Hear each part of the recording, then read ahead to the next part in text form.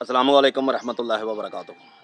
आज की वीडियो बहुत ही कमाल दिलचस्प। जंगल में अचानक एक दोस्त मेरा साथ है तो उनके अंगूठे का नाखून जो है वो मांस में धंस चुका है, रेशा बढ़ चुका है, बहुत तकलीफ दे और परेशानी दरपेश आती है।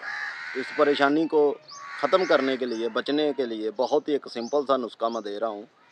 सिर्फ 2 से 3 बार लगाना पड़ेगा और 1 घंटे में नाखून खुद ब खुद बाहर आ जाएगा और रेशा, पस, दर्द, सोजिश जितनी भी है इंशाल्लाह ख़त्म हो जाएगी। सबसे पहले तो मैं इतना ज़रूर करूँगा कि ये नुस्खा इस्तेमाल करने से पहले दरूद 11 बार दरूद आले मोहम्मद पर ज़रूर पढ़ें, का नज़र न्याज ज़रूर दबाएँ।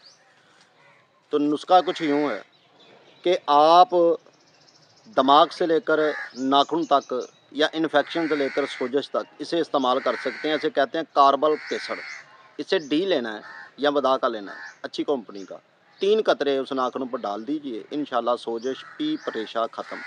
और दूसरा इसका सबसे बड़ा ये फ़ायदा है कि जिस बच्चे के सर में जुएँ बहुत ज़्यादा हों, सरसों के तेल में 10 कतरे, एक शांग तेल में 10 कतरे इस्तेमाल करें। अल्लाह की रहमत से एक बार करने के बाद ना जुएँ रहेंगी और ना ही नाखून की इन्फेक्शन रहेगा।